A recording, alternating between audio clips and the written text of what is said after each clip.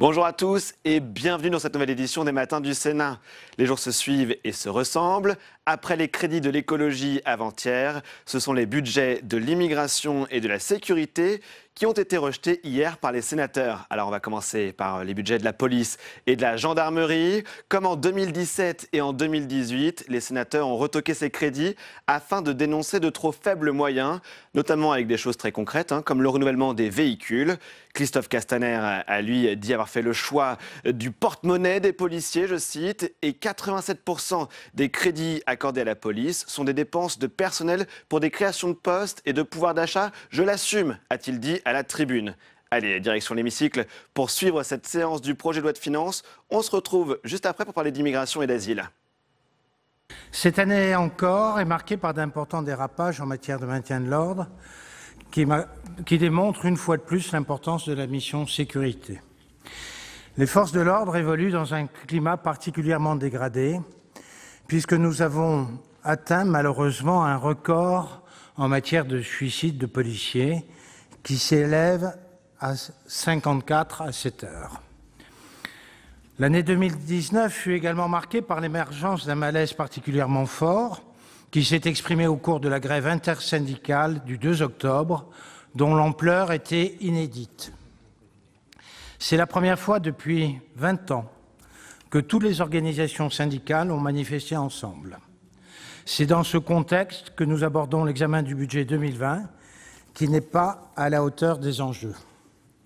Pourtant, il s'agit d'un budget en hausse que nous soumet le gouvernement, puisque les crédits de paiement demandés pour les programmes police nationale et gendarmerie nationale sont en augmentation de 1,91%, tandis que les autorisations d'engagement progressent de 1,84%. Si l'on tient compte de la réalité des modifications de périmètre, la hausse des crédits pourrait être plus soutenue et s'élever à 4,22% en autorisation d'engagement et à 5,35% en crédit de paiement pour le programme police nationale et 3,51% en autorisation d'engagement et 2,35% en crédit de paiement pour le programme gendarmerie nationale. Pour autant, depuis plusieurs années maintenant, je dénonce l'augmentation constante de la part des dépenses de personnel dans l'ensemble des dépenses des deux forces. Ce budget connaît les mêmes travers que ceux des années précédentes, de manière particulièrement aggravée cette fois-ci. La part des dépenses de personnel dans le total des dépenses va dépasser les 90% pour la police nationale et les 85% pour la gendarmerie nationale. Je vous rappelle qu'il y a 14 ans, la part des dépenses de personnel dans le total des crédits était encore inférieure à 80%. Cette évolution ne me semble ni soutenable ni maîtrisée et procède, à mon sens, d'une vision purement politique visant à réaliser les recrutements annoncés coûte que coûte au détriment de la capacité opérationnelle des forces qui ne peut être restaurée sans dépenses de fonctionnement et d'investissement suffisantes. En 10 ans, les dépenses de personnel ont aussi augmenté 3 fois plus rapidement que les dépenses de fonctionnement et d'investissement, puisque le taux d'évolution des dépenses du titre 2 est près de 25% depuis 2010, tandis que les autres dépenses, fonctionnement et investissement, n'ont suivi que de près de 9%. Ce budget prévoit donc une hausse importante des dépenses de personnel en augmentation de 3,6% pour la police nationale, de 2,5% pour la gendarmerie nationale. Cette hausse s'explique principalement par le niveau important des recrutements et l'ampleur des mesures indemnitaires. Une augmentation de 1 398 emplois à périmètre constant est prévue pour la police nationale en 2020, contre 1 735 en 2019. Pour la gendarmerie nationale, l'évolution des emplois devrait être de 490 ETP contre 643 l'an dernier. Ces augmentations sont conformes aux annonces présidentielles du début du quinquennat. Le coût de ce recrutement pour 2019 et 2020 devrait s'élever dans le prochain budget à 47 millions d'euros pour la police nationale et 16,36 millions d'euros pour la gendarmerie nationale. L'année 2020 devrait également être marquée par le poids budgétaire des mesures catégorielles prises en faveur des policiers et des gendarmes. La prime gilet jaune du 27 décembre de l'an dernier, qui s'élèveront à 192 millions d'euros pour les premiers et 91 millions d'euros pour les seconds. De manière parfaitement prévisible, et comme ce fut le cas l'an dernier, la mission sécurité dépassera à nouveau largement la trajectoire fixée par la loi de programmation des finances publiques d'environ 500 millions d'euros, soit près de 4% des crédits de paiement exprimés en normes pilotables. La mission sécurité fait ainsi partie des 6 missions présentant le plus important dépassement par rapport à la loi de programmation des finances publiques. Ce dépassement résulte quasi intégralement de l'absence de maîtrise des dépenses liées au personnel. Les dépenses d'investissement et de fonctionnement ont quant à elles atteint un niveau plancher, traduisant l'absence totale de marge de manœuvre, résultat du dérapage des dépenses de personnel que je viens d'exposer. Pour la police nationale, à périmètre constant, les dépenses d'investissement et de fonctionnement sont quasi stables en crédit de paiement et connaîtront une hausse de près de 6% en autorisations d'engagement. Pour la police nationale, les dépenses de fonctionnement et d'investissement sont en diminution de 8,8% en autorisations d'engagement et de 0,8% en crédit de paiement par rapport à l'an dernier. Les crédits affectés au renouvellement des véhicules, qui constituent, à mes yeux, un bon indicateur de la volonté de restaurer la capacité opérationnelle des forces de l'ordre, apparaissent cette année très insuffisants. 40 millions d'euros supplémentaires auraient été nécessaires pour empêcher le parc des deux forces de vieillir ou de voir son format réduit, alors même que son état est d'ores et déjà préoccupant et que les véhicules constituent un des principaux outils des agents, notamment pour la gendarmerie nationale. Le budget d'acquisition des véhicules des deux forces représente seulement le tiers des mesures de revalorisation salariale octroyées aux forces de l'ordre en 2020. Avant de conclure, je tiens à mentionner quelques évolutions importantes en matière d'organisation. Des efforts notables de rationalisation sont entrepris avec la création d'une direction du numérique et d'un service d'achat unifié au sein du ministère. Sur le plan opérationnel, je tiens à saluer la création de l'Office anti-stupéfiants l'OFAST.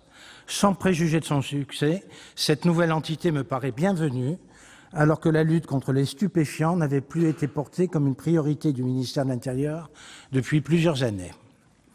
L'année 2019 est également marquée par l'abandon de la vacation forte. Comme je l'annonçais depuis 2016 ou 2017, cet abandon était inévitable. Il est donc regrettable que les difficultés liées à ce nouveau cycle de travail aient fait perdre 3 années à l'institution policière, suscitant des espoirs et faisant naître des crispations entre les unités bénéficiant de ce cycle et les autres. Cette perte de temps apparaît d'autant plus regrettable que le caractère insoutenable en raison de son coût en effectif condamnait la vacation forte avant même son expérimentation. En remplacement, j'ai fini, Monsieur le Président. En remplacement de ce dernier cycle de travail, la police nationale devrait généraliser un nouveau cycle en 2020. Les programmes police nationale et gendarmerie nationale connaissent ainsi une évolution qui ne me paraît pas adaptée aux circonstances du pays et aux missions de la police nationale et de la gendarmerie nationale. C'est donc sans aucune réserve que la Commission des finances a décidé de proposer au Sénat de rejeter les crédits de la mission sécurité. Vous savez, quand on regarde un budget, il y a toujours plusieurs façons de le voir. Moi, je veux avoir une approche modeste, celle de considérer que ce budget est un bon budget. Est-il parfait? La réponse est non. Quand on regarde un budget, il faut regarder d'où nous venons. Alors j'entends un certain nombre de remarques, quelquefois contradictoires, qui évoquent les demandes de nos gendarmes, de nos policiers de voir les effectifs renforcés, mais qui, dans la même intervention, peuvent ensuite nous reprocher de renforcer ces effectifs. J'entends les demandes de ceux qui nous expliquent que, finalement, il y aurait une augmentation trop forte du titre 2 et une dynamique insuffisante sur le hors-titre 2.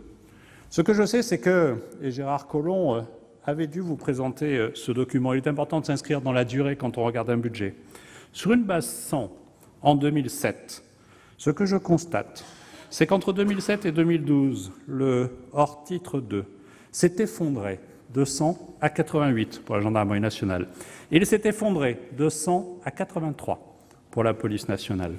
Alors vous me direz, Ça a permis de dégager des moyens pour recruter? Non. Je ne vous rappellerai pas les 12 500 suppressions de postes pendant la même période. Et pourtant, malgré la suppression de ces 12 500 postes, sur une base 100 toujours, le coût de nos policiers avait augmenté, lui, à 105.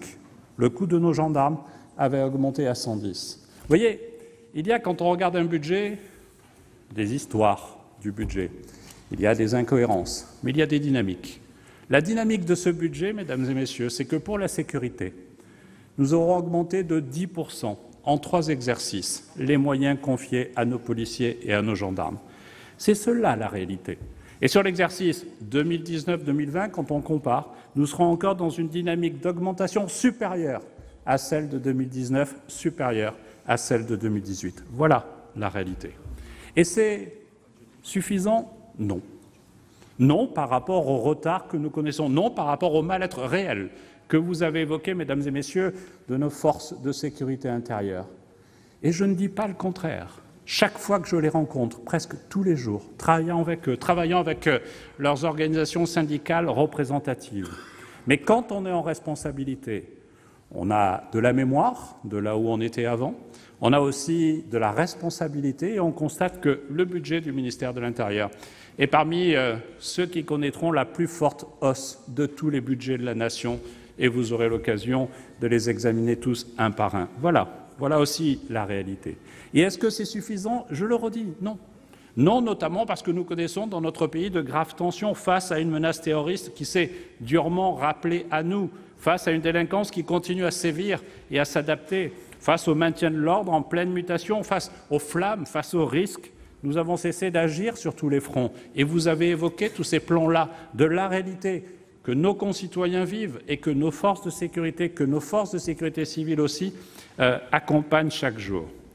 Il est essentiel d'avoir en tête que la sécurité, c'est d'abord l'affaire des femmes et des hommes qui servent les Français. Et comme vous, je veux, pour débuter mon propos, saluer leur engagement, saluer nos policiers, saluer nos gendarmes, saluer nos sapeurs-pompiers qui, chacun, dans leur mission et leur engagement, garantissent la protection et la liberté des Français. Je vous l'ai dit, ce budget est en hausse avec 13,8 milliards qui seront consacrés à la sécurité. C'est une augmentation majeure de près de 518 millions sur ce sujet. Ceux de la police et de la gendarmerie, c'est 13,2 milliards. C'est une augmentation de 4% et plus de 1 milliard d'euros d'augmentation depuis 2017. C'est une hausse extrêmement sensible et qui permet effectivement de poursuivre la politique de recrutement que nous avons portée, que nous portons, pour porter 10 000 emplois recrutés au sein de nos forces de sécurité intérieure sous le quinquennat. Et une politique de recrutement qui avait débuté avant, sous un gouvernement précédent, dès 2015, pour rattraper les retards que nous avions aujourd'hui. Mais, mesdames, messieurs, avec les 2 000 emplois que je vous propose de créer dans ce budget, nous ne reviendrons à peine à l'étiage de 2007. C'est cela la réalité. Donc oui, la vie de nos forces de sécurité intérieure sur le terrain est difficile et je l'entends. Pour la police, en plein accord avec les organisations syndicales, y compris, parce qu'on ne peut pas ici à la tribune dire « il y a des suicides, c'est terrible » et me reprocher d'avoir amélioré leur pouvoir d'achat. Je pense qu'il faut un peu de cohérence et je souhaite que nous l'apportions ensemble. Le protocole du 19 décembre 2018 a permis de décider une augmentation de salaire de plus de 100 € net par mois pour nos policiers et l'ouverture des négociations qui avaient trop attendu sur le temps de travail, sur le maintien des postes dans les territoires et sur la gestion des heures supplémentaires. Alors là encore, j'entends votre décision de ne pas voter ce budget, mais j'ai de la mémoire. Les heures supplémentaires, les premières qui n'ont pas été payées jusqu'à présent, remontent à 2005. On peut faire la liste de tous les gouvernements qui pourraient se sentir impactés et qui, du coup, pourraient, comme moi, avoir la modestie de constater que ce budget n'est pas si mauvais que cela, même s'il peut être insuffisant sur certains sujets. Et nous avons agi. 50 millions d'euros dégagés à la fin de cet exercice pour payer 3,5 millions d'heures supplémentaires. Mais je ne me contente pas de faire en sorte que nous puissions payer une partie de cette dette que nous avons vis-à-vis de nos policiers. Nous mettons en place, dès l'année prochaine, un dispositif qui permettra de générer moins d'heures supplémentaires et que nous paierons avec, pour la première fois dans ce budget, 26,5 millions d'euros qui seront dédiés à cette dette d'heures supplémentaires que nous aurons. Parce qu'effectivement, il y a toujours, sur 150 000 policiers, des heures supplémentaires.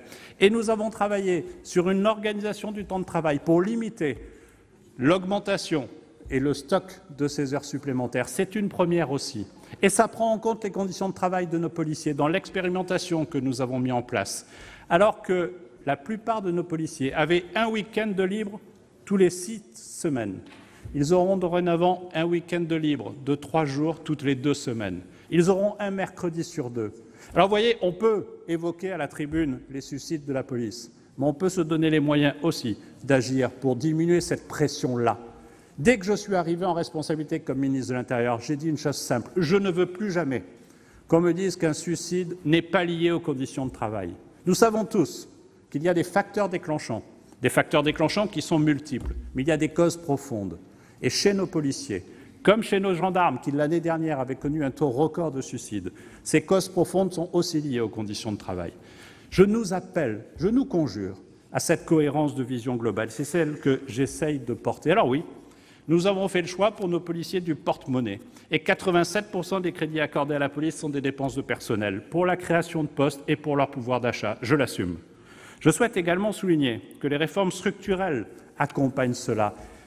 L'amélioration du rythme de travail n'a pas et n'aura pas d'impact sur la présence des policiers dans la rue. Certains ont évoqué des réformes qui avaient été suspendues et partiellement mises en place parce qu'effectivement, elles auraient eu un coût en matière de baisse d'emploi significatif, près de 30%. Nous avons cherché, avec les organisations syndicales, des solutions. Ce budget doit permettre de poursuivre la voie du recrutement pour 1 465 policiers supplémentaires en 2020 et doit aussi améliorer leurs conditions de travail. Je voulais ajouter que si nous avons privilégié les salaires, les crédits d'investissement et de fonctionnement ne sont pas en reste. Je nous invite à être sérieux tous ensemble et évidemment à regarder les évolutions des budgets à périmètre constant. Vous savez qu'il y a eu des grandes créations dans ce budget, notamment la création de la direction du numérique. Alors je nous invite à considérer que les budgets qui passent d'un budget vers un autre, et notamment celui de la DNUM, ne doivent pas être considérés comme des baisses de crédit, ça n'est pas le cas. Et nous avons prévu 55 millions d'euros dans la police pour acheter 2500 véhicules neufs. Pour vous donner un ordre de grandeur, c'est 25% de plus que la moyenne des années jusqu'en 2017. Enfin, des moyens supplémentaires seront consacrés au schéma national de l'ordre public et aussi contre la lutte contre les stupéfiants. Vous avez abordé, certains d'entre vous, ces deux sujets-là. Pour la première fois, il y a des lignes spécifiques de crédit qui sont dans le budget que je vous présente, 10 millions d'un côté, 5 millions de l'autre, pour doter des moyens techniques d'investigation, en particulier pour l'OFAST, qui va être en charge de la lutte contre les stupéfiants. Concernant la gendarmerie nationale, nous avons suivi le même raisonnement, une augmentation résolue des crédits, en priorité pour la solde, parce qu'évidemment, ce que j'avais négocié avec les partenaires sociaux de la police nationale, j'ai souhaité que l'ensemble des sous-officiers de la gendarmerie nationale en profitent de la même façon. En l'occurrence, ce sont 5,5 milliards d'euros qui seront consacrés à la gendarmerie nationale, soit près de 80 millions d'euros supplémentaires par rapport à 2019. 2020 sera une année importante en matière de création d'emplois, mais aussi en matière d'investissement. Nous avons parlé des voitures, 2000 voitures doivent être financées l'année prochaine. Certains ont évoqué les chiffres de 2019. Nous ne sommes pas à la fin de 2019 pour les gendarmes. Il y aura 500 voitures supplémentaires qui seront commandées, compte tenu des déblocages de crédits que j'ai obtenus d'ici la fin de l'année pour nos gendarmes. Il y aura aussi une centaine de millions d'euros consacrés à l'investissement, 47 opérations immobilières qui seront lancées. J'en viens maintenant au budget consacré à la sécurité civile. L'année 2019 nous a montré, avec les inondations de l'Aude, avec l'incendie de Notre-Dame, avec les feux de forêt de l'été, combien le travail de nos sapeurs-pompiers et plus largement de toute la grande communauté de la sécurité civile était essentiel, déterminant. Avec les changements climatiques, vous le savez, ce rôle va s'amplifier. Le budget 2020 prévoit donc 464,5 millions d'euros. Et pour vous donner une idée de l'évolution des crédits, ce sont 6% de plus qu'en 2017. Les 2/3 de ces crédits seront consacrés à des dépenses de fonctionnement et d'investissement pour un montant de 347 millions d'euros. Nos trackers, ça a été dit, seront remplacés par des Dash neufs. Chacun sait que le Dash, c'est le couteau suisse de l'intervention de la sécurité civile. Il ne remplace pas tout, mais il permet tout. Et il est essentiel pour cela. Jamais, dans l'histoire du renouvellement de notre flotte, nous aurons été aussi puissants et aussi rapides. Alors j'entends qu'ils pourraient être tous livrés dès cette année, 380 millions d'euros. Et en même temps, nous savons qu'il faut les temps de fabrication. Donc il y aura bien 2 nouveaux Dash qui seront livrés cette année pour faire monter notre flotte de Dash à la fin du quinquennat de 2 à 8. Et je suis en train de négocier avec la Commission européenne pour que nous puissions élargir nos commandes, notamment à des dispositifs dispositifs différents grâce aux interventions des Canadair. Et je travaille déjà avec la nouvelle Commission européenne, dont je précise qu'elle a pris ses fonctions aujourd'hui. Et pourtant, j'ai déjà rencontré les commissaires en charge de cela. Nous allons également cette année investir pour remplacer les véhicules feux de forêt des Formisc et maintenir les crédits s'agissant du déminage. Enfin, je voudrais évoquer le projet Nexis 1812 qui bénéficiera de 7 millions d'euros l'année prochaine, qui aujourd'hui est porté, je crois, par tous et qui va dans l'esprit de ce sur quoi je me mobilise, qui est celui du numéro unique pour gérer les urgences et les appels au secours. Pour mieux gérer, non pas pour rivaliser d'un service à l'autre, d'un ministère à l'autre, mais pour mieux gérer l'intervention opérationnelle de nos forces sur le terrain. J'aimerais rajouter que l'année prochaine sera l'occasion de continuer à avancer sur un certain nombre de chantiers où notre action est très attendue par les sapeurs-pompiers. S'agissant de l'augmentation conséquente, ça a été dit, de l'activité des secours d'urgence et d'assistance aux personnes, nous y travaillons activement. Et je vous donne une information, je me réjouis que ces derniers mois, pour la première fois depuis de longues années, la mécanique d'augmentation constante d'appels auprès des pompiers, d'intervention de nos pompiers, non seulement est cassée, mais elle est en légère baisse. Je ne veux pas considérer que c'est acquis, mais c'est la première fois que nous obtenons cela. De même, sur les sapeurs-pompiers volontaires, j'ai entendu que les effectifs stagnent depuis de longues années. Non, ils baissaient depuis de longues années. Pour la première fois cette année, ils augmentent de 1%. C'est peu, et ça ne rattrape pas le retard. Mais nous devons rester tous mobilisés, et je sais qu'ici au Sénat, j'ai aussi des partenaires pour faire en sorte que nos engagements en faveur du volontariat soient maintenus, soient développés, soient réussis. Des premières mesures sur les services d'urgence aux personnes ont été engagées, et nous devons poursuivre cela. Dans le même temps, nous menons des travaux structurels pour réussir les défis de garde ambulancière, car je l'ai déjà dit et je le répète, les sapeurs-pompiers ne sont pas des ambulanciers avec un véhicule rouge. Ça n'est pas le même métier. Et les deux métiers sont parfaitement défendables, mais ils sont différents. Je veux également souligner que j'ai entendu l'appel et le ras-le-bol des sapeurs-pompiers face aux agressions dont ils sont victimes. Je nous invite à écouter le président de la Fédération nationale des sapeurs-pompiers, qui lui-même avant disait, contrairement à ce qu'on a beaucoup répété, qu'il n'y avait pas forcément d'augmentation du nombre d'agressions.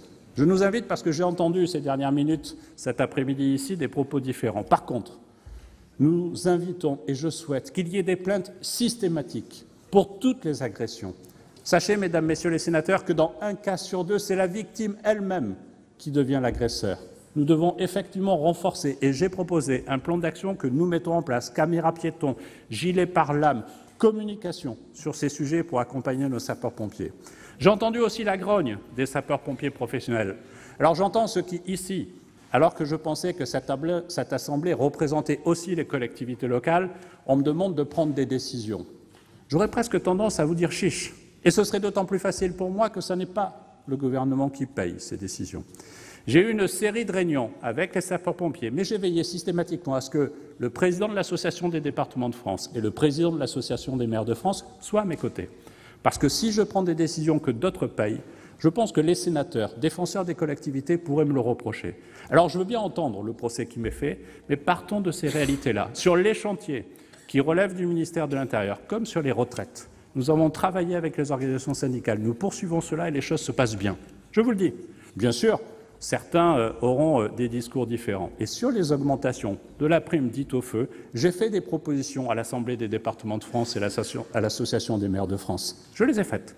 Et nous travaillons avec eux et j'entends continuer à travailler avec eux. Je voudrais poursuivre en évoquant l'arrêt Marsac. Je ne crois pas que la seule solution soit une nouvelle directive sur l'engagement, parce qu'elle nous ferait attendre longtemps. Et donc je mène deux combats en même temps. Le premier rendez-vous qu'a eu le nouveau commissaire en charge de l'emploi, dès qu'il a ouvert le lundi matin son agenda officiel, alors qu'il n'était pas encore installé, c'était avec moi, pour parler de l'arrêt Marsac. Et nous sommes en train de travailler pour faire en sorte que les conséquences de l'arrêt Marsac puissent être suffisamment encadrées pour préserver notre modèle de sécurité civile. Je m'y suis engagé devant les sapeurs-pompiers volontaires et je ne lâcherai rien sur ce sujet. Et nous devons nous retrouver tous ensemble sur ce sujet. Chacun ici a en tête, pour ceux qui connaissent ce dossier, le courrier qui avait été adressé au président de l'Assemblée, au président du Sénat, par l'ancien président de la Commission européenne, et qui lui disait « Circulez, il n'y a rien à voir. Je traduis en termes efficaces ce qui était écrit. Mais nous sommes en train de travailler avec la nouvelle Commission et je pense que nous pourrons avoir une orientation différente. La nouvelle Commission européenne l'entend et je ferai tout pour aller chercher la meilleure des solutions. Et je n'exclus pas une circulaire sur l'engagement qui d'ailleurs ira bien au-delà de la question des sapeurs-pompiers, mais vous savez comme moi qu'il faudra l'accord de l'ensemble des pays européens, ce qui est un cheminement un peu plus compliqué. Je voudrais aussi préciser que concernant la sécurité civile, il n'y a pas de baisse d'emploi. Comme je l'ai entendu, il y a 12 créations de postes, en particulier pour renforcer la base de Nîmes-Garons qui a besoin de ces renforcements-là. Je continue notre tour d'horizon, Monsieur le Président, pour terminer, de notre sécurité, avec les moyens consacrés à la sécurité routière. 408,4 millions d'euros y seront consacrés, avec les radars notamment, cela a été présenté par les rapporteurs et les intervenants. C'est un chiffre en légère augmentation de 500 000 euros et les CP augmentent de 2,3%, contrairement à ce que j'ai pu entendre. Voilà, Mesdames et Messieurs les sénateurs. Je viens de vous présenter les grands traits du budget de la mission sécurité pour 2020. Je n'ai pas répondu à toutes les questions, y compris sur le réseau d'alarme, mais j'étais la semaine dernière au Sénat devant la commission en charge de Lubrizol et nous avons abordé ce sujet et évidemment j'entends les alertes et nous devons améliorer notre dispositif qui n'est pas adapté aujourd'hui, je le pense, mais je l'ai dit la semaine dernière. J'entends aussi les questionnements sur la gestion post-attentat que nous avons connue à la préfecture de police, mais j'ai planché devant la commission des lois sur ce sujet, j'ai eu l'occasion de m'exprimer sur cela. Et donc, sur le budget de la sécurité, je vous le redis, ce budget est en forte progression, il est bon. Et il peut ne pas suffire parce que les réalités que vous avez évoquées, qui ne sont pas la réalité de la police et de la gendarmerie, qui ne sont pas la réalité des casernes et des commissariats, mais qui sont trop souvent des réalités, nécessitent effectivement que nous poursuivions cet effort. Je voudrais, pour conclure et répondre au président du groupe RDSE, préciser que non, l'achat du siège de la DGSI n'impactera pas la totalité du budget de la police nationale. Nous avons signé il y a peu de temps. Ça n'est pas, et je vous dois l'honnêteté de vous le dire, dans les engagements que je vous propose, mais ce sera en plus, et c'est négocié, et j'ai l'accord de Bercy pour cela, ce sera en plus dans le budget que nous aurons l'année prochaine, ce qui veut dire que pour la police nationale, ce sera un budget immobilier de plus de 225 millions d'euros pour une année, ce qui est exceptionnel et qui, je crois, dans l'histoire de la police n'aura jamais été vu, mais il est essentiel que nous investissions aussi dans la lutte contre le terrorisme et le siège unique de la DGSI, qui se trouve actuellement dans 3 bâtiments séparés, qui ne sont pas au niveau de sécurité attendu, dans 4 bâtiments demain, nécessite que nous fassions cet investissement majeur. Nous avons trouvé un terrain en lien avec les personnels de la DGSI et je pense que nous leur devons cet engagement-là compte tenu de leur engagement. Merci beaucoup.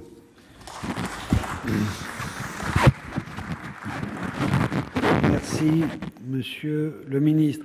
Nous allons procéder à l'examen de l'amendement portant sur les crédits de la mission sécurité figurant à l'état B. Donc à l'état B, à l'article 38, c'est l'amendement 525 du gouvernement, Monsieur le Ministre.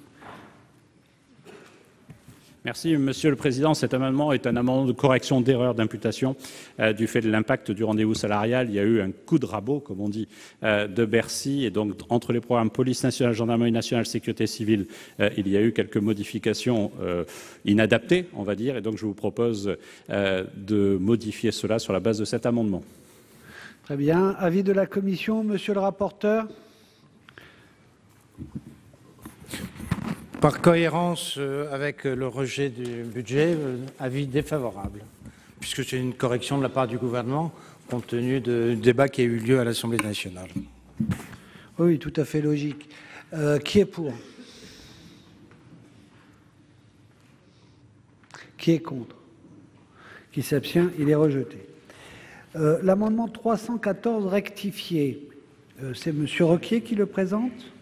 Vous avez la parole, cher collègue. Monsieur le Président, Monsieur le Ministre, mes chers collègues, cet amendement vient de la Gironde. Il y a beaucoup de plages en Gironde et il vient de notre collègue Nathalie Delattre, qui vise à maintenir la participation historique des maîtres nageurs sauveteurs, CRS, à la sécurisation des plages des littoraux français. Celle-ci est remise en cause, comme le souligne la communication de la Cour des comptes de septembre 2012 à la Commission des finances de l'Assemblée sur l'organisation du secours en montagne et de la surveillance des plages. Il s'agit d'un aspect peu connu pour sécuriser les plages durant l'été, mais depuis 1958, les MLS-CRS y concourent aux côtés des 10 de nombreuses associations et de civils contractuels recrutés par les communes. À la différence des autres intervenants et en vertu de leur double qualité de fonctionnaires de police et maîtres-nageurs saboteurs, la présence des maîtres-nageurs saboteurs CRS sur les plages est particulièrement précieuse dès lors qu'ils sont compétents pour prévenir les noyades des vacanciers et aussi des gens du pays, bien sûr, comme pour lutter contre la délinquance du sable. Dès 2012, la Cour des comptes constatait d'ailleurs l'indéniable progression des enjeux de sécurité publique compte tenu d'une délinquance croissante sur les plages. Dans ce contexte sécuritaire plus sensible, il serait regrettable de renoncer à cette présence. Une généralisation de cette pratique pourrait au contraire être envisagée dans le contexte d'une menace terroriste persistante. Le présent amendement vise donc à accroître les crédits affectés aux compagnies républicaines de sécurité pour l'exercice de cette sécurité sur les plages, en transférant des crédits de l'action 2, démarche interministérielle et communication, sur l'action sécurité publique et paix publique. Merci. L'avis de la commission, monsieur le rapporteur. Le sujet qui est évoqué, évidemment, nous sommes extrêmement sensibles. Ça concerne les CRS sur les plages. Pour autant, la source des crédits que vous proposez imputerait fortement la sécurité routière, d'une part. D'autre part, ce n'est pas une mission régalienne du budget de l'État et il appartient plus aux collectivités territoriales d'assurer à l'avenir cette mission. Et enfin, le problème, je crois, de l'armement des agents dans ces lieux pose également un problème pour le sécuriser, les armes qu'il faut garder également. Donc pour toutes ces raisons, pour ces trois raisons, je vous propose de retirer votre amendement, autrement ce sera un avis défavorable. Monsieur le ministre, votre avis? Juste pour compléter l'avis du rapporteur.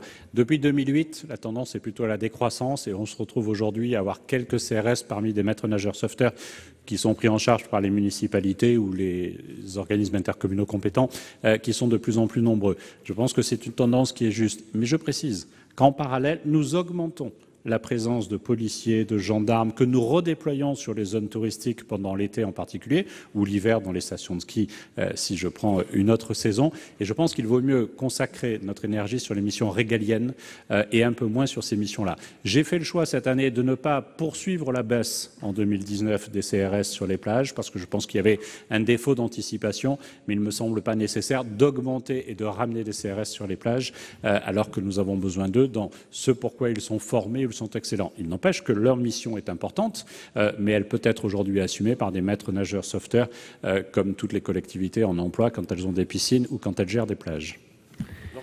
Très bien, merci. Donc, il y a M. Bacher qui a demandé la parole. Monsieur le Président, Monsieur le Ministre, Monsieur le rapporteur, chers collègues. Non, effectivement, dans des contextes d'attentats de masse, le sujet de la présence de CRS, et vous avez répondu en partie, Monsieur le Ministre, en disant qu'on redéployait dans les zones touristiques un certain nombre de policiers et de gendarmes ou de CRS, est une vraie question. Aujourd'hui aussi, dans le contexte où les Français sont de moins en moins, on va dire, polis les uns avec les autres, je peux confirmer que la présence de CRS sur les plages n'est pas inutile, parce que lorsque vous avez dans le dos CRS, je peux vous assurer que ou sur le maillot, comme dit M. Bonhomme, on vous écoute un peu plus sérieusement, et c'est quand même un des vrais avantages. C'est vrai que les effectifs ont décru, et que je ne suis pas sûr que ce soit la priorité, comme l'a dit à juste titre Philippe Dominati, des CRS, mais il est vrai que le contexte change, il faut le préparer, et je ne suis pas sûr que, hélas, les maîtres nageurs sauveteurs classiques aient l'autorité suffisante, parfois, pour faire respecter, hélas, sur nos lieux de baignade, des civilités qui conviendraient. Alors, pardon. Il a été demandé un retrait. Monsieur Roquet, vous dites, il est retiré. Hein. Donc, on poursuit. Nous allons procéder au vote des crédits de la mission sécurité au pluriel figurant à l'état B. Je n'ai été saisi d'aucune demande d'explication de vote avant l'expiration du délai de limite. Je mets aux voix les crédits de la mission. Qui est pour? Qui est contre? Qui s'abstient? Ils sont rejetés. Allez, on continue avec le budget immigration, asile et intégration. Il a également été rejeté hier. Les sénateurs reprochent à ce budget d'être évalué en deçà de la réalité. Et pourtant, avec une hausse de près de 10%, ce budget va atteindre 1,82 milliard d'euros. Cela représente le 23e poste de dépense dans le budget de l'État. Mais pour les sénateurs, ce projet du gouvernement n'est pas à la hauteur. Par exemple, l'allocation pour les demandeurs d'asile, il est budgété à hauteur de 444 millions d'euros l'an prochain, alors qu'il représente plus de 509 millions d'euros cette année. Allez, retour dans l'hémicycle pour suivre cette autre partie de l'examen du projet de loi de finances. Nous allons procéder à l'examen des amendements portant sur les crédits de la mission Immigration, Asile et Intégration figurant à l'état B. Article 38, l'amendement 49 rectifié, M. Carucci. Monsieur le Président, Monsieur le Ministre, que ce soit un gouvernement de droite, un gouvernement socialiste ou l'actuel gouvernement, dans la pratique, soyons clairs, notre politique migratoire est un échec. C'est un échec pourquoi? Parce que nous cumulons tous les défauts et nous n'arrivons pas à tout remettre sur la table. Je ne parle pas de vous personnellement, Monsieur le Ministre, je vous entends régulièrement et très souvent je suis d'accord avec vos propos. Le problème, c'est qu'après, on attend les actes. Tout le monde respecte le droit d'asile et ici, personne ne le remet en cause. Mais tout le monde constate que sur 130 000 demandeurs d'asile, allez, une bonne moitié ne correspondent pas au droit d'asile. D'ailleurs, entre l'OFPRA et la CNDA, 75% de rejet. Ce qui veut quand même bien dire, et depuis des années, ça veut donc bien dire qu'on a un problème sur le fait même de dire droit d'asile. Pour qui? Pourquoi? En matière migratoire, moi je comprends très bien. Alors, aura-t-on, n'aura-t-on pas, on verra comment vous allez avancer les quotas. Mais la réalité, c'est qu'on est rentré dans un système fou. 75% des déboutés du droit d'asile restent en France, deviennent progressivement des sans-papiers et augmentent donc régulièrement le nombre d'immigrés clandestins. Le résultat, c'est qu'il faut à la fois traiter correctement ceux à qui on donne le statut de réfugié, traiter correctement ceux qui sont des immigrants en situation régulière et ne plus savoir comment traiter les immigrants en situation irrégulière ou déboutés du droit d'asile qui deviennent des irréguliers. Et comme tout ça coûte extrêmement cher, les capacités de logement sont saturées. En Île-de-France, on ne peut plus loger un seul immigré, je ne sais pas comment. On prend les hôtels, on prend tout, et on n'y arrive pas. Et pourtant, je reconnais bien volontiers que sous le gouvernement Hollande, il y a eu beaucoup d'efforts de création de CADA. Mais voilà, on n'y arrive plus. Alors, mon amendement est un amendement d'appel. Monsieur le ministre, je suis sûr que vous, dans votre tête, vous savez que nous ne sommes pas à l'équilibre et que ça ne peut pas continuer. Parce que le système explose complètement. L'immigration irrégulière coûte extrêmement cher, en réalité, au détriment de ceux qui sont des réfugiés ou des immigrants en situation régulière. Et si nous voulons faire un effort d'intégration réussi, il faut évidemment limiter le reste. Alors je vais retirer cet amendement parce que je n'ai aucune illusion, Monsieur le Ministre. La Commission va donner un avis défavorable parce qu'il y a la LOLF, etc. Et vous, parce que c'est comme ça et qu'à l'Assemblée, vous me retireriez cet amendement. Donc, je vous interpelle, je retire, mais je suis sûr, Monsieur le Ministre, que dans le fond, vous êtes d'accord. Alors, l'amendement est retiré. Je suis saisi de l'amendement numéro 318. Madame Benbassa le présente. Merci, Monsieur le Président. Comme depuis 2015, le gouvernement souhaite minimiser le nombre d'exilés qui arriveront sur notre territoire national dans l'année à venir. En effet, l'exécutif justifie la sous-budgétisation et l'insincérité des moyens de la mission Asile, Immigration, Intégration par une prévision erronée de stagnation du nombre de demandeurs d'asile en 2020. Mes chers collègues, je sais que vous êtes d'accord avec moi sur cette question et c'est d'ailleurs pour cette raison que la Commission des lois a refusé de voter les crédits de ce budget. La crise de l'accueil que nous connaissons n'est pas prête de s'arrêter. Les flux migratoires vont continuer et nous ne sommes absolument pas préparés à les recevoir. Ainsi, la réponse du gouvernement, qui ne souhaite pas créer de nouvelles places en centre d'accueil, est totalement déconnectée du réel est en inadéquation totale avec les constatations de terrain que font les associations et les professionnels du droit des migrants. Nous ne pouvons pas accepter le développement de nouveaux camps de fortune dans nos rues. Les bidonvilles qui ont proliféré à Calais, à la porte de la Chapelle et la porte d'Aubervilliers sont des hontes humanitaires pour notre pays. En refusant de donner davantage de moyens aux centres d'accueil, le gouvernement se fait complice de la souffrance de ces 2000 exilés sans domicile qui errent dans les rues de la capitale. Ainsi, afin de corriger cette carence, le présent amendement prévoit l'octroi de 20 millions d'euros destinés à la création de 2000 nouvelles places dans les centres d'hébergement d'urgence. Je vous remercie. Monsieur le rapporteur, quel est l'avis de la commission, s'il vous plaît? Madame Benbassa, chers collègues, je suis bien d'accord avec vous. Les campements n'ont pas fini de fleurir dans nos villes, car malheureusement, le gouvernement ne traite pas les causes. Les causes, c'est de faire croire à des malheureux qu'ils peuvent venir en France et de laisser prospérer des filières d'immigration clandestine qui aboutissent à des noyés en Méditerranée. Et la dignité pour un gouvernement, c'est d'agir et c'est de traiter l'ensemble des fausses informations qui circulent sur notre capacité à intégrer, à faire venir toute la misère du monde. Aujourd'hui, qui parle du contournement du droit d'asile? C'est le président lui-même qui annonce que le droit d'asile va mourir si on n'a pas le courage de regarder les choses en face. Donc, mes chers collègues, je vous demande de sortir du déni, de passer la bien-pensance, de réfléchir. Et Madame Benbassa, vous avez raison. Ça ne sera jamais assez, puisqu'il y a un tel différentiel de niveau de vie entre notre pays et les pays du Sud, et on voit très bien ce qui se passe à Mayotte, en Guyane, donc ça ne sera jamais assez.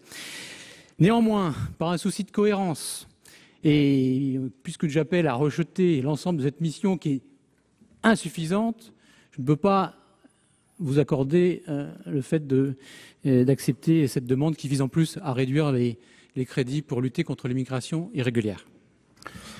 Monsieur le ministre, l'avis du gouvernement, s'il vous plaît. Défavorable. Deux avis défavorables. Madame Goulet a demandé la parole. Oui, Monsieur le Président, Monsieur le Ministre, je voudrais saisir l'occasion de cet amendement pour vous parler de la question des interprètes afghans de l'armée française qui sont dans une situation absolument épouvantable. Et c'est vraiment la honte de la France en ce moment. Ils sont à Nantes, ils sont dans la Somme. Un de nos collègues, Daniel Dubois, s'est occupé de loger une famille. Mais, Monsieur le Ministre, franchement, s'il y a un droit d'asile à accorder, c'est pour ces gens sans lesquels l'armée française aurait été sourde et muette en Afghanistan. Donc, évidemment, je ne soutiendrai pas l'amendement de Madame Benbassa pour des raisons autres, mais je voudrais quand même profiter, puisqu'on parle du droit d'asile, Monsieur le Ministre, pour attirer votre attention sur le sort de ces familles qui ne peuvent pas avoir le traitement qu'on leur réserve aujourd'hui. C'est vraiment indigne de notre pays. Le système est ainsi fait. Ils se dirigent vers un service, ce n'est pas le bon. Après, ils sont en retard.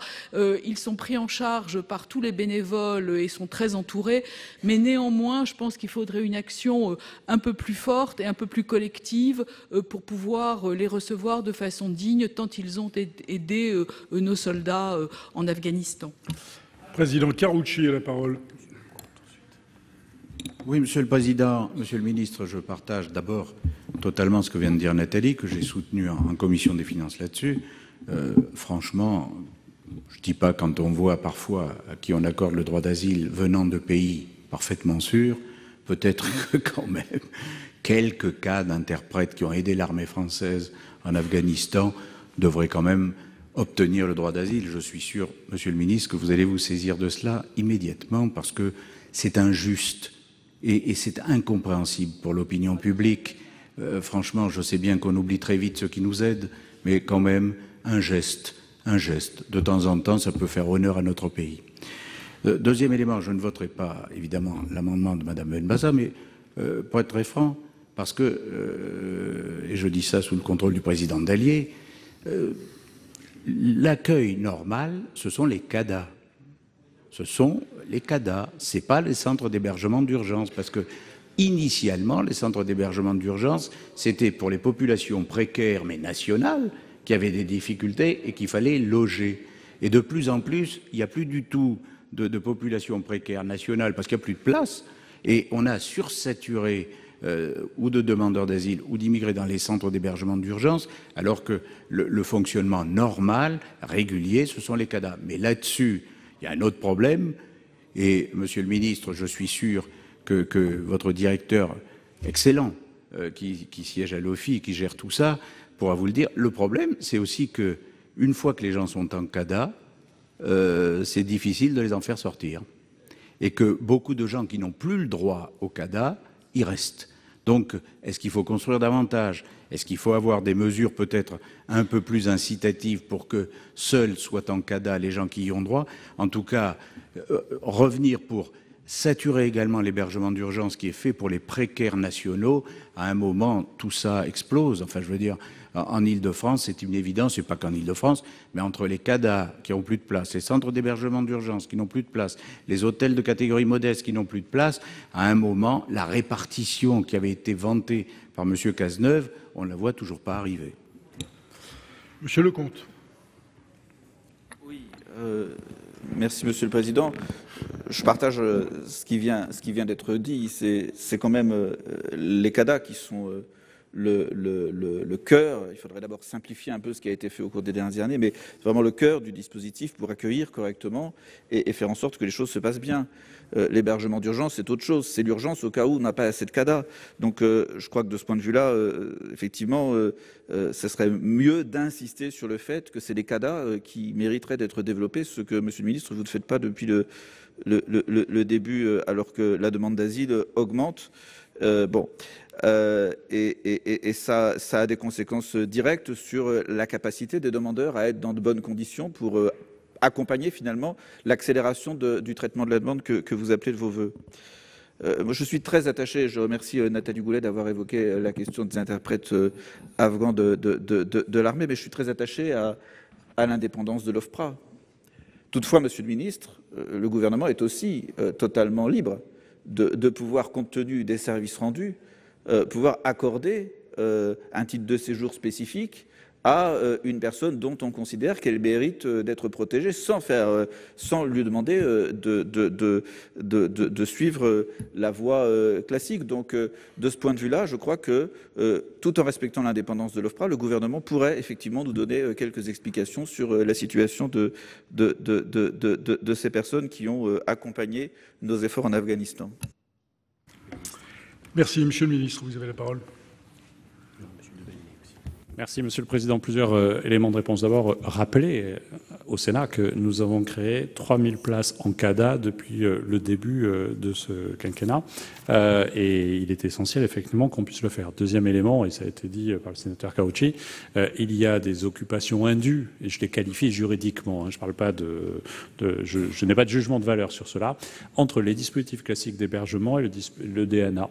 Et on a des dispositifs croisés. On a même des situations pires, notamment au nord de Paris, où on va retrouver des personnes qui ont le statut de réfugiés et qui sont dans la rue. Quand j'ai rencontré l'ensemble des maires, j'ai dit que, en fait, si nous faisions un effort sur 4%, seulement 4% de l'ensemble des droits de tirage, entre guillemets, qu'ont l'ensemble des acteurs publics, État et collectivités locales, nous pourrions loger toutes les personnes à qui nous accordons le statut de réfugié. Ensuite, sur la question des PCRL, nous sommes tous mobilisés dans le même état d'esprit que le vôtre. Alors, évidemment, merci de la distance nécessaire. Évidemment, ce n'est pas le gouvernement qui décide pour le compte de l'OFPRA. Mais nous savons que, compte tenu de la situation, ils doivent être protégés. Nous nous sommes engagés à accueillir près de 500 personnes sur environ 3 vagues, parce que non seulement il faut que les dossiers soient instruits, mais en réalité, il faut que nous veillions à ce qu'ils soient sur le territoire national. Je ne vais pas rentrer dans le détail. Et notre engagement porte sur la quasi-totalité de ceux qui sont identifiés, qui sont demandeurs, avec les familles, pour que nous puissions les accueillir en France. Et ensuite, il y a la façon dont on les accompagne en France. C'est coordonné par la DIAIR. Normalement, les logements sont fournis par l'armée et l'accompagnement social est fait par des opérateurs qui sont financés par notre ministère. Donc nous y portons une attention toute particulière, bien légitime, sur cette situation, tant il est nécessaire que nous soyons là-dessus à la hauteur de notre propre histoire. Monsieur de Belenet. Oui, merci Monsieur le Président. Plus qu'une explication de vote, pardon, peut-être un rappel au règlement. En tout cas, J'ai bien noté dans la discussion générale que le rapporteur spécial souhaitait s'affranchir de la réalité des chiffres. Effectivement, ça peut être bien commode de s'affranchir de la réalité. La motivation sur l'amendement en cours a commencé par des propos qui relevaient, de mon point de vue, d'intentions prêtées aux autres arbitrairement, de jugements de valeur, et on était souvent bien éloigné de la réalité des chiffres, de l'enjeu budgétaire, de l'argumentation juridique, voire des faits. Et j'apprécierais que les prochains avis de la Commission soient étayés par des chiffres, par des arguments juridiques, par des discussions sur la réalité et non sur des jugements de valeur et des jugements arbitraires.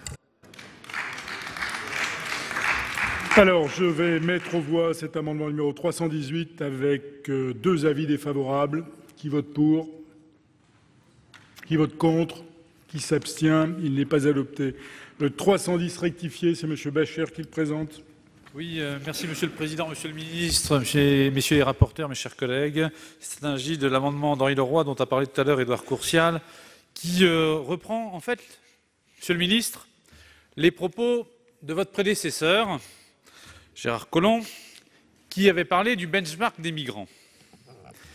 Le sujet est le suivant, il s'agit que l'ATA soit mis à peu près au même niveau que celui de nos collègues allemands. C'est à peu près 120 € d'écart aujourd'hui dans l'ATA moyenne. Et donc, on aimerait avoir l'avis du gouvernement sur ce sujet. Notre collègue Henri Leroy propose dans sa sagesse de mettre ça donc au niveau allemand, mais de ne pas diminuer les crédits liés à l'immigration, car ça a été dit tout à l'heure, de mettre ces crédits dans les centres de rétention administrative, car les conditions n'y sont pas bonnes. Ce n'est pas récent, Monsieur le Ministre, cela date, mais en revanche, ce qui est plus récent, et nous le regrettons tous, c'est le nombre de demandeurs d'asile qui a explosé, et notamment de faux demandeurs d'asile.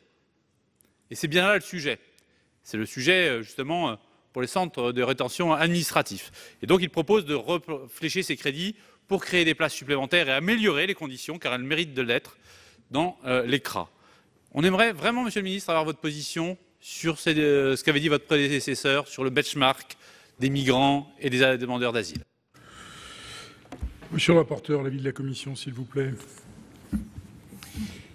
Il est un fait que la France est devenue le premier pays pour les demandes d'asile. C'est bien signe que nos systèmes et que la France est le maillon faible de l'Europe en la matière. Et le contournement et le benchmark, qui est un mot qui a été utilisé sur ces bancs par la majorité, se posent concrètement. Cependant, pour une question de cohérence, on appelle à voter contre l'ensemble de la mission. Je vais rester sur cette position, mais néanmoins, je suis aussi intéressé, puisque là, entre la France et l'Allemagne, on ne parle pas de la France et la Hongrie, on déplaise à certains, la France est encore plus généreuse que les autres. Monsieur le ministre, l'avis du gouvernement, s'il vous plaît. D'abord, sur le comparatif des dispositifs similaires à la DAC, quand on prend tous les éléments, en réalité, les écarts ne sont pas ceux qui, souvent, sont mis en avant. Ce que je veux dire, c'est qu'on parle de 215 € par mois pour une personne qui est en France. Pour certaines personnes, 215 € qui sont dans un pays étranger, ça peut être une somme importante, mais la réalité, c'est ça. 215 € pour une personne en France. Voilà l'accompagnement de l'ADA. Et je pense effectivement que ça n'est pas énorme. Et je pense que l'abaisser significativement aurait des conséquences en termes de dignité de ce que nous accordons assez catastrophiques. Ensuite, il y a la discussion sur les CRA et l'utilité des CRA. Ça, c'est un choix qu'il faut avoir fait en tête. Il faut avoir en tête que c'est non seulement la question des places, du fonctionnement, des policiers de la PAF qui sont nécessaires. Les CRA sont un dispositif efficace et nous le voyons, les améliorations dans le cadre de la loi Asile et Immigration nous permet dans certains cas, quand on est par exemple au-delà des délais de 45 jours que nous avons, que vous avez, quelles que soient les majorités, fait adopter, c'est 60% d'efficacité dans les retours dans ces cas particuliers. Mais voilà, le gouvernement est défavorable parce que 213 € par mois, je pense que cette somme reste faible. Monsieur Lecomte a la parole. Merci, Monsieur le Président. Merci, Monsieur le Ministre, de ce rappel. Il n'y a pas que cette très modeste allocation, il y a aussi les conditions de logement qui ont fait l'objet de gros échanges entre nous déjà tout à l'heure et qui sont pas aussi indignes en Allemagne qu'elles le sont en France, malgré ce que l'Allemagne auquel elle a dû faire face en 2015-2016. Je rappelle aussi que l'Allemagne a une autre politique, une politique de favoriser l'autonomie des demandeurs d'asile par une facilitation à obtenir une autorisation de travail, qui fait qu'on ne demande pas aux demandeurs d'asile de ne pas travailler pendant 3 mois, 6 mois, 9 mois, 1 an, 2 ans, mais qu'ils peuvent s'autonomiser et apprendre la langue dès leur arrivée en Allemagne. Voilà, ça mériterait d'être rappelé parce que si on veut faire des comparaisons, on doit faire des comparaisons complètes. Et je rajouterai une chose, c'est que, Monsieur le Ministre, vous avez justement rappelé que cette somme était faible, mais cette somme est encore plus compliquée dès lors que vous la mettez plus sur une carte de retrait, mais sur une carte de paiement qui n'est pas utilisable partout et qui va engendrer des trafics. Et c'est ce qui se passe aujourd'hui. Donc, de ce point de vue-là, bien entendu, nous ne pourrons pas voter cet amendement, mais nous sommes même inquiets sur la manière dont l'évolution qui a été faite avec cette carte de paiement conduira comme condition pour les demandeurs d'asile qui ne pourront plus avoir accès, ne pourraient plus avoir la possibilité de payer des petites sommes en liquide. Président Karoutchi, la parole. Monsieur le Président, Monsieur le Ministre, moi je pense qu'en fait c'est un climat général. C'est pas, c'est pas juste l'ADA. Je ne reviens pas sur les expressions utilisées par les uns ou les autres de benchmarking. Ce qui est vrai, c'est que pourquoi est-ce que nous avons plus de demandeurs d'asile d'année en année alors que le reste des pays européens en ont moins? Simplement parce qu'ils se disent en France, les systèmes sont moins maîtrisés, moins contrôlés. Pardon de dire que le problème, c'est même pas le niveau de l'ADA. Tant que vous êtes demandeur d'asile, vous l'avez, c'est légitime, mais parfois, vous recevez l'ADA encore plusieurs mois après que vous ayez été débouté. Donc, il y a un système, il y a le logement en CADA, parfois alors que vous êtes déjà débouté et vous y restez, il y a un système général. Et c'est plus le côté, pour beaucoup, de se dire, en France, les choses sont plus souples, on peut obtenir plus d'éléments. En France, on a fait en sorte que l'accès à l'emploi, l'accès au logement, le maintien de l'ADA reste, pour ceux qui deviennent irréguliers ensuite, une fois qu'ils sont déboutés, il y a la ME. Je veux dire, c'est tout un ensemble qu'il faut revoir. Et en réalité, c'est pour ça que je disais dans mon propos sur mon premier amendement, en réalité, c'est une politique migratoire à remettre sur la table. Comment peut-on faire pour mieux intégrer ceux qui sont là de manière régulière, ceux qui obtiennent le statut de réfugié, en mettant vraiment les moyens et le paquet sur l'intégration, et comment faire en sorte que ceux qui n'ont pas à être sur le territoire national n'y soient pas, parce qu'en vrai, les éléments financiers pour ceux qui n'ont pas à être là font que on ne met pas assez pour ceux qui sont là et qui obtiennent le statut de réfugié. Donc il faut trouver une solution. Alors, moi, je ne voterai pas cet amendement, je vais m'abstenir, mais franchement, Monsieur le Ministre, c'est une évidence, et le Président de la République le dit, mais nous attendons les actes. Les actes, c'est accueillir bien ceux qui ont vraiment droit d'asile, accueillir bien les immigrés qui sont en situation régulière et être très ferme sur ceux qui n'ont pas à être là, qui sont déboutés ou qui sont en situation irrégulière. Tant que l'écart entre les deux ne sera pas suffisant, eh bien, nous n'y arriverons pas. Bacher, la parole. Pour explication de vote, Monsieur le Président, Monsieur le Ministre, je reprends totalement ce que vient de dire Roger Karoutchi. Le sujet, vous avez raison, Monsieur le Ministre, quand vous êtes un vrai demandeur d'asile, que vous avez été persécuté chez vous, que vous venez en Europe, vous traversez des continents parfois dans des conditions exécrables, que vous arrivez dans un CADA. Tout à l'heure, j'ai entendu Monsieur Lecomte à la tribune dire que être logé dans un CADA, c'était une condition digne. Moi, je l'invite à avoir, comme moi, dirigé plusieurs CADA et savoir ce qu'on appelle la dignité dans les CADA. C'est bien souvent quand même pas terrible. C'est mieux que rien, c'est mieux que l'hôtel, bien mieux que l'hôtel. C'est mieux parce que vous êtes accompagné, vous êtes encadré. Mais enfin, ce n'est pas génial, comme vient de le dire Roger Karoutchi. Ce qui est important, c'est en fait de dissuader les filières clandestines de demande d'asile, Monsieur le Ministre. Et en fait, c'est à cela, en vérité, qu'appelle cet amendement. vous l'avez bien compris. Et c'est le cœur du sujet. Et effectivement, si nous continuons à avoir de la demande d'asile en hausse, alors que ailleurs cela diminue, c'est parce qu'il y a des filières complètes, venant du Caucase, venant d'Albanie, on peut le citer. Je peux vous donner des exemples concrets, vous les connaissez mieux que moi, Monsieur le Ministre. Et c'est sur ces filières-là qu'il faut s'attaquer et peut-être dire aussi un jour que la demande d'asile pour certains pays, elle commence à se poser question parce que quand on est devenu une démocratie, la demande d'asile, c'est un peu bizarre. Monsieur Tissot, la parole. Merci Monsieur le Président. Monsieur le Ministre, je profite de cet amendement pour vous interpeller. Je vous ai écrit il y a peu de temps justement à propos de la réforme qui a été mise en place le 5 novembre sur la modification de la carte de paiement. Cette carte de paiement, comme l'a dit Jean-Yves Lecomte, donc aujourd'hui, certes, peut entraîner des trafics, mais aussi permettait, grâce à la possibilité de retrait de liquide d'espèces sur nos territoires, permettait une intégration plus facile aussi. Des gens qui sont dans des CADA chez nous ne peuvent aujourd'hui n'ont plus accès aux espèces et donc ne peuvent pas prendre un transport, ne peuvent pas se rendre au cinéma, ne peuvent pas acheter un paquet de cigarettes, ne peuvent pas acheter une flûte de pain. Donc ça paraît très simple, mais ça met en péril une intégration qui n'était pas si mal organisée jusqu'ici et qui permettait, avec des sommes très modestes, aux personnes accueillies dans les CADA à s'intégrer sur nos territoires ruraux. Merci, Monsieur le Ministre.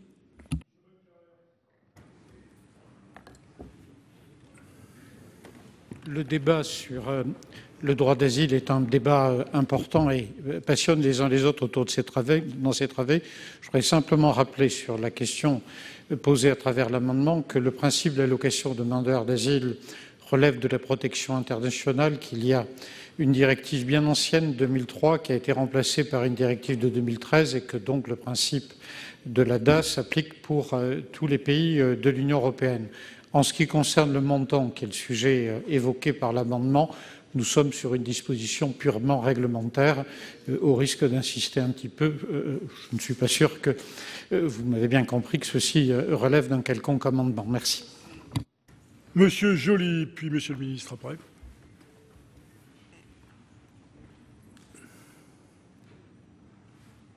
Monsieur le Président, Monsieur le Ministre, mes chers collègues, je voudrais revenir sur les faits parce que, et non pas poursuivre parfois sur des analyses fondées sur des a priori. Il s'agit bien sûr d'un sujet important, délicat, mais qui mérite justement d'être analysé avec rigueur. Et je voudrais simplement revenir sur quelques chiffres qui est repris de François Héran, démographe, qui vient d'être vient d'intégrer le Collège de France sur la chaire migration et société. Pour dire tout simplement que certes, si au cours de ces dernières années, la demande d'asile a augmenté, elle se trouve aujourd'hui entre juin 2018 et juin 2019, il y a eu 115 000 demandes d'asile, à comparer à l'Allemagne où on en a 152 000, mais surtout comparé à la Grèce, 66 000 ou encore à l'Espagne, 83 000. C'est-à-dire qu'il ne nous faut pas non plus raisonner à partir des données brutes. À titre d'exemple, qu'est-ce que l'on dirait de ceux qui, prenant les données brutes, compareraient le PIB de la France à celui de la Suisse et en conclurait que les Français sont plus riches que les Suisses. Tout ça pour dire que l'analyse doit être relativisée au regard de ce que représente le poids démographique de chacun des pays. C'est un élément qui m'apparaît important. Le sujet est complexe, important, sensible, d'où la nécessité effectivement de raisonner avec rigueur. Merci. Alors nous revenons à l'amendement, Monsieur le Ministre. Ah, Monsieur Bonhomme souhaitait la parole. Vous peut-être intervenir en dernier, Monsieur le Ministre. Monsieur Bonhomme. Merci, Monsieur le Président. Juste un élément de réponse quand même. Je trouve étonnant par rapport à notre collègue les chiffres qui viennent d'être donnés, parce qu'à supposer effectivement que les chiffres soient vrais, et j'ai pas besoin du Collège de France pour le savoir, à supposer que donc le nombre de demandeurs soit plus important en Allemagne et soit proportionnellement plus important en Grèce, c'est pas la question déterminante. La question déterminante, c'est celle du nombre de reconduites lorsque le droit d'asile est dévoyé et dénaturé comme il est. Et c'est à l'aune de cela qu'on peut mesurer que dans le continuum, la demande d'asile est dénaturée de de son principe, est un moyen de produire de l'immigration régulière, pour peu qu'on s'accorde ici à ce que la France ou toute nation ait le droit de maîtriser sa politique d'immigration. Madame Goulet. Une fraction de seconde, Monsieur le Ministre, je voulais juste conforter ce que venait de dire Roger Carucci, parce que, vous voyez, Monsieur le Ministre, il n'y a absolument pas de lien entre vos services, enfin les services qui s'occupent des étrangers en France, et notamment la CNAM, c'est-à-dire que la carte vitale, par exemple, qui est accordée à des étrangers qui viennent travailler tout à fait légitimement, continue à fonctionner, même s'ils n'ont plus le droit de rester sur le territoire. Et donc ce genre de procédure-là, qu'on ne peut pas coordonner, ça entretient les gens qui sont là de façon irrégulière et ça leur donne, si vous voulez, des moyens complémentaires, alors que normalement, à partir du moment où ils n'ont plus le droit de rester sur le territoire, ils ne devraient plus non plus avoir un certain nombre de droits. Ces droits doivent être accordés aux gens qui sont en situation régulière et non pas, je ne parle pas de l'AME et tout ça, je parle juste de ce problème. Et nous avons fait avec Carole Grandjean des propositions dans le cadre de la mission qui nous a été accordée par le gouvernement sur la fraude sociale, de façon à ce que les droits des porteurs soient liés à la validité de la carte vitale qui est accordée à vie. Vous voyez, c'est ce genre de choses-là qui font que finalement les gens en situation irrégulière peuvent continuer à rester sur le territoire au détriment de ceux qui sont en situation régulière et de ceux qui méritent notamment l'accueil de la France. Donc c'était simplement un exemple pour illustrer ce que vient de dire Roger Carucci. Monsieur le ministre, vous avez la parole. Nous éloignons du cadre budgétaire, mais il est important qu'on prenne le temps de réfléchir, parce qu'au fond, le cadre budgétaire n'est que la conséquence de toutes les problématiques telles qu'elles viennent d'être soulevées. Moi, je rejoins le sénateur Carucci sur le fait qu'il y a des gens, et les passeurs en particulier, qui observent les systèmes et qui peuvent penser qu'un système qui serait défaillant dans un tel pays par rapport à un autre pourrait justifier qu'on cible ce pays plus particulièrement qu'un autre. J'ai été maire d'une petite commune dans la ruralité, où j'ai vu, parce qu'il y a un centre d'accueil de jeunes gens en situation difficile, où j'ai vu arriver des mineurs non accompagnés qui avaient pris le train, le bus, 6 km à pied, avec un petit plan, la personne a appelé. Et ça, très clairement, ce sont des filières. Et donc, il faut mener, et ça a été dit par quelques-uns d'entre vous, le combat contre les filières. Je veux vous dire que c'est un combat que nous menons de façon permanente et que nous ne cessons de démanteler un nombre de filières plus important. Chaque année, depuis que nous sommes en responsabilité, et même plus tôt, pour être honnête avec vous, depuis 2012, 178 filières, par exemple, ont été démantelées. En 2018, 321 filières ont été démantelées et nous sommes sur un trend au moins égal, voire plus dynamique pour 2019. Ensuite, il y a l'ensemble des dispositifs qui peuvent effectivement être détournés et, au-delà de la remarque que j'ai faite sur le montant financier, aboutir à un dévoiement du système. Donc oui, il faut oser regarder cela en face. Et parmi les 20 mesures que le Premier ministre a présentées, vous avez certaines mesures qui correspondent à cela. Et si j'illustre à travers tout ce qui vient de dire, peut-être en corrigeant un détail, Madame la sénatrice, la CNAM a accès à GDREF. Et donc la CNAM peut parfaitement faire le lien entre la situation irrégulière ou pas. Et on a amélioré le système il y a peu de temps. On informe la CNAM des OQTF et de la mise en œuvre des OQTF ou de l'obligation d'OQTF. Et donc du coup, aujourd'hui, on améliore cela. Mais c'est un élément récent, par exemple, sur les OQTF, qui est une complète stratégie qui permet justement que tous les opérateurs y voient clair. Mais vous connaissez les débats. Quand, par exemple, on demande, et on a fait une circulaire avec Julien Denormandie, à ceux qui gèrent les lieux d'hébergement financés par l'État, de nous indiquer les personnes qui sont accueillies dans ces centres. Ce n'est pas pour aller les interpeller, c'est juste pour savoir que certaines personnes sont hébergées et donc prises en charge par l'État, pas par les associations gestionnaires, par l'État, et donc du coup, le pécule supplémentaire qui est lié à l'aide au logement n'est pas justifié, parce que c'est un détournement. Donc nous mettons cela en place, et certains poussent des cris d'orfraie et nous traitent de tous les noms, et le ministre de l'Intérieur en particulier. Je pense que cette circulaire qui est prévue dans la loi doit être appliquée parce que c'est la responsabilité de chacun. Et ça ne met pas en cause l'universalité de l'accueil. Mais quelqu'un qui est accueilli ne doit pas bénéficier d'une aide financière complémentaire pour être accueilli ailleurs. Sinon, c'est un détournement. Et c'est ce qui nous a amené aussi, comme d'autres pays étrangers, à mettre en place la carte de paiement plutôt que la carte de retrait. Parce que nous avions des exemples de gens qui retiraient la totalité des montants financiers et qui envoyaient ces montants financiers pour payer la dette à leur propre passeur, par exemple. Et donc, effectivement, la carte de paiement, elle permet Et je vous rappelle qu'on peut acheter son pain dans une boulangerie aussi avec une carte de paiement. Je vous rappelle qu'un TPE, ça vaut 20 €. Et donc, du coup, même la boulangerie du village et de la commune de Fort-Quelquier en est équipée. Donc, je pense qu'on peut le faire. Et que, du coup, on est aujourd'hui... C'était pour vous rassurer. Et donc aujourd'hui, on peut faire face à cela. Et même dans le Var, je pense qu'on n'a pas ce genre de difficulté. Et donc c'est important de préciser cela. Je voudrais aussi répondre sur... Bon, je répondu sur les... Si, peut-être sur l'article de François Héran. Moi, ce n'est pas la question du nombre, même si, en réalité, je préfère être ministre de l'Intérieur en France sur ces sujets-là que d'être le ministre de l'Intérieur en Grèce actuellement. Parce que je pense que pour son pays, c'est effectivement beaucoup plus difficile que pour nous. Mais c'est les tendances qui doivent nous interroger, qu'on doit regarder en face. Il n'est pas normal qu'alors que le nombre de demandeurs de réfugiés baisse significativement en Europe, qu'il baisse du coup significativement et de façon parallèle en Allemagne, il augmente en France. Et rien n'explique, rien ne justifie que depuis le 20 octobre, la France soit devenue le premier pays de demandeurs d'asile en Europe devant l'Allemagne. Rien.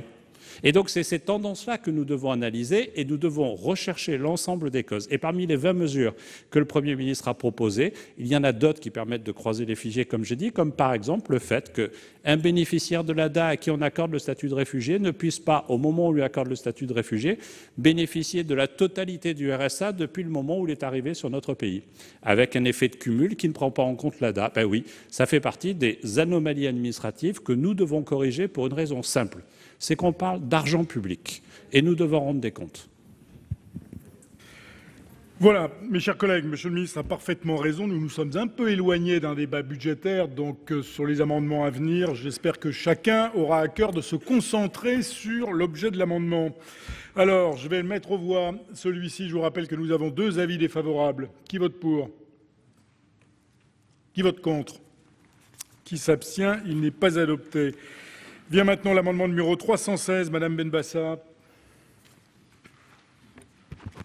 Merci, Monsieur le Président. Nous nous réjouissons de constater que le budget de l'OFPRA sera augmenté cette année de près de 20 millions d'euros.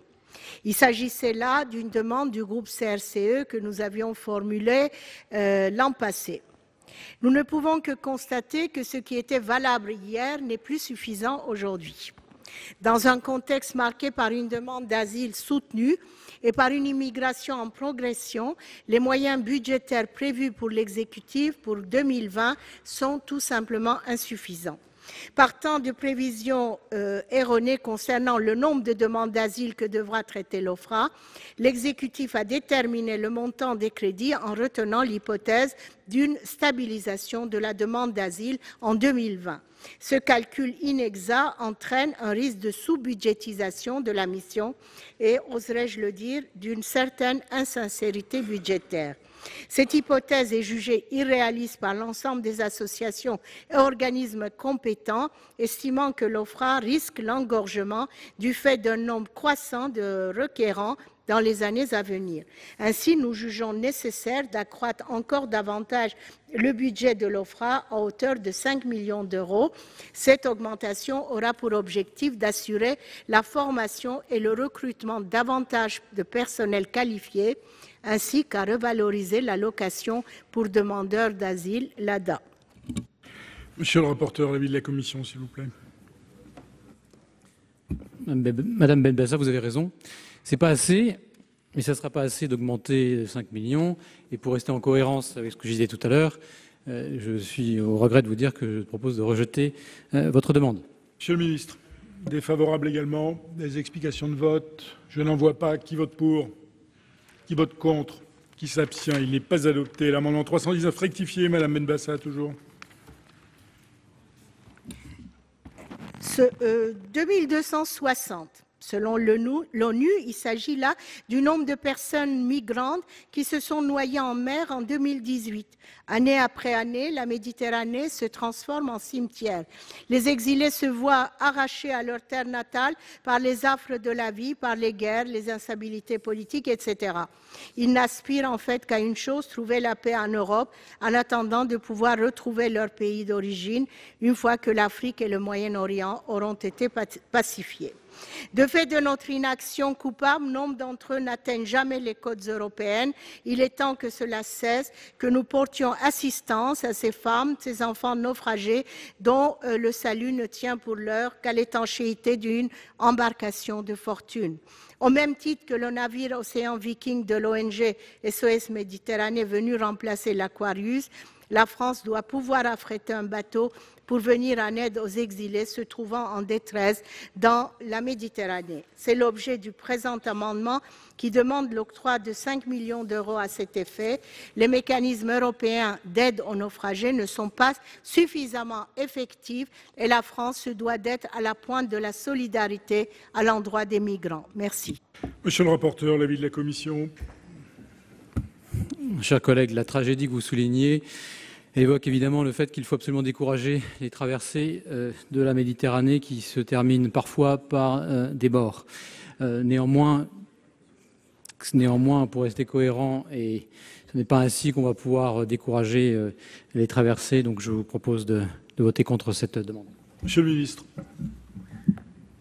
Juste à préciser à Madame la sénatrice que la France est en rendez-vous de la solidarité. Depuis que je suis en responsabilité au ministère de l'Intérieur, la France est le premier pays européen en capacité, en offre d'accueil de personnes qui sont réfugiées et qui arrivent en Italie ou à Malte. Deuxième élément, le premier.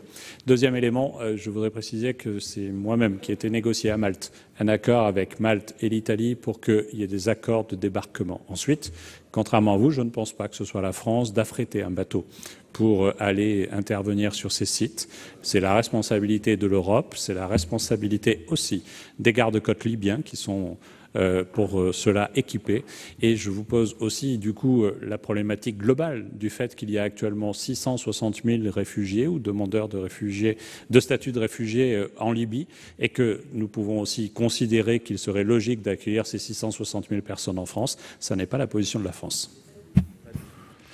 Je vous en prie, Monsieur Sueur.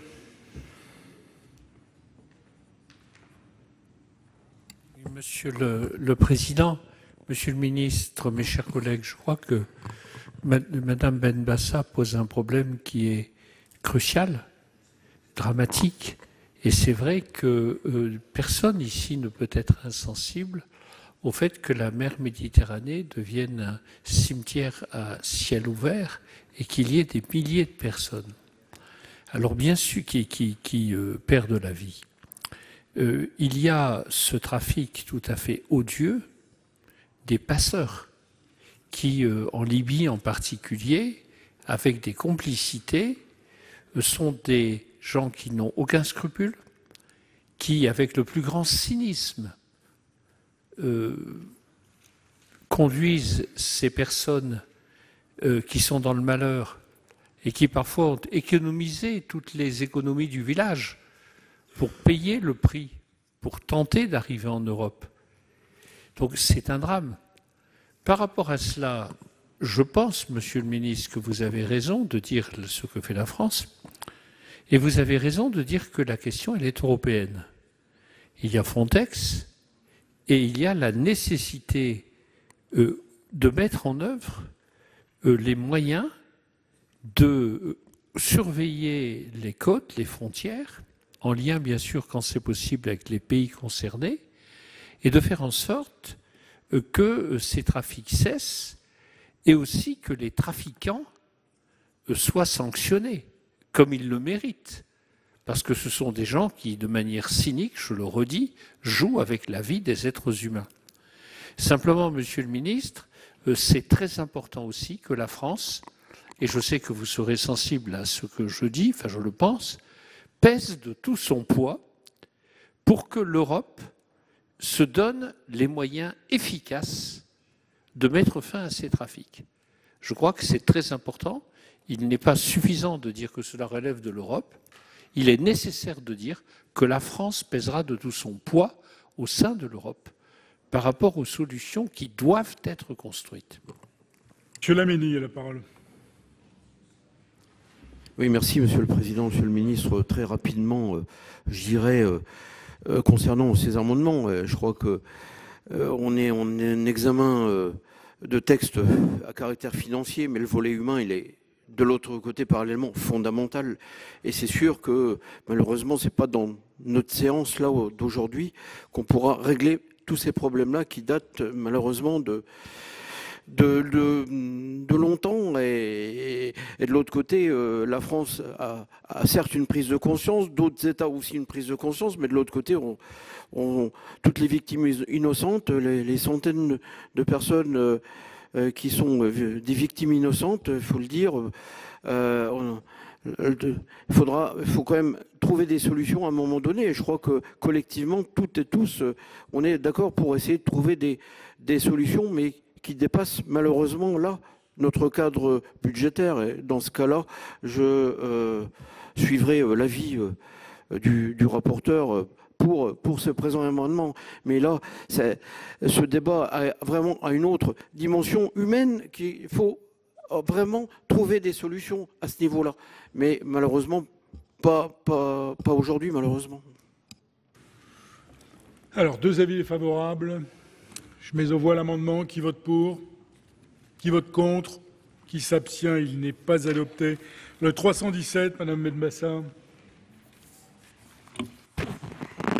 Plusieurs associations et praticiens du droit des migrants que nous avons auditionnés ont porté à notre attention de nombreux cas de migrants atteints de troubles psychotraumatiques. L'indifférence du gouvernement sur ce grave enjeu de santé publique nous interroge. La souffrance psychique des migrants est directement provoquée par les violences que subissent ces personnes tant dans leur pays d'origine que lors de leur traversée vers l'Europe.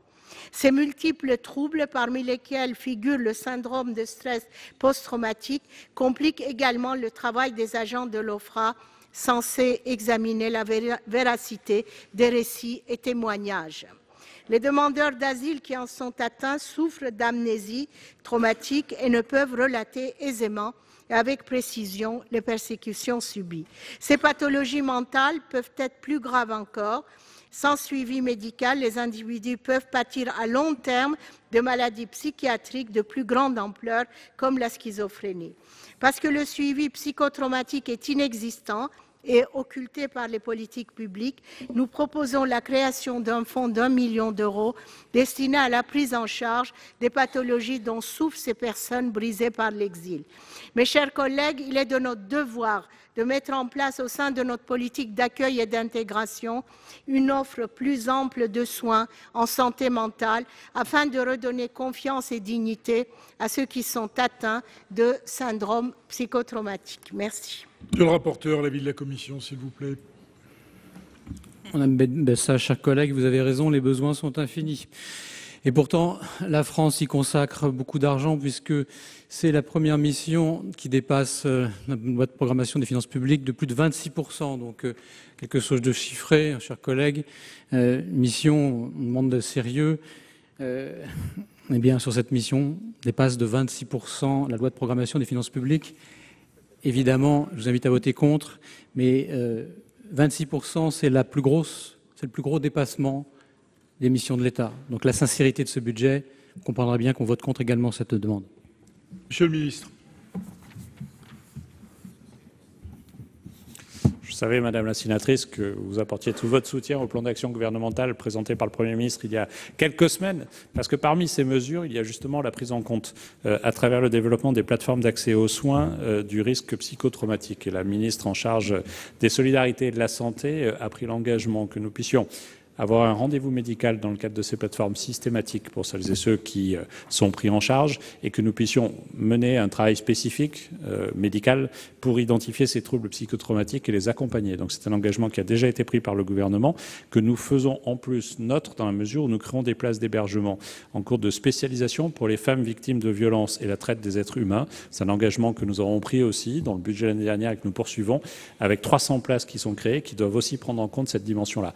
Mais c'est un risque que vous évoquez qui est réel, que nous devons prendre en compte de façon spécifique. Et il y a un engagement du gouvernement sur ce sujet qui n'a pas besoin d'être abondé budgétairement sous cette forme-là, surtout que l'accompagnement dans le cadre et le financement des plateformes d'accès aux soins de santé relève du budget du ministère de la Santé et des Solidarités.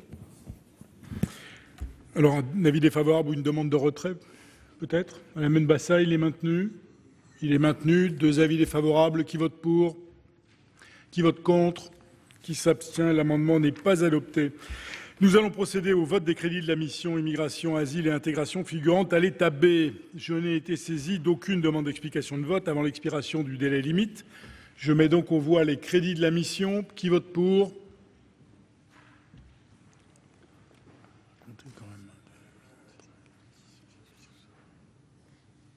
Qui vote contre? Qui s'abstient? Les crédits sont rejetés. Voilà pour cette séance que vous avez pu suivre sur notre antenne. L'examen du budget va encore occuper les sénateurs en séance jusqu'au vote solennel prévu le 10 décembre prochain. Pour plus d'informations, vous pouvez lire les articles de la rédaction sur notre site publicsénat.fr. C'est la fin de cette émission. Merci à vous de l'avoir suivi. Très bonne suite des programmes sur les chaînes parlementaires.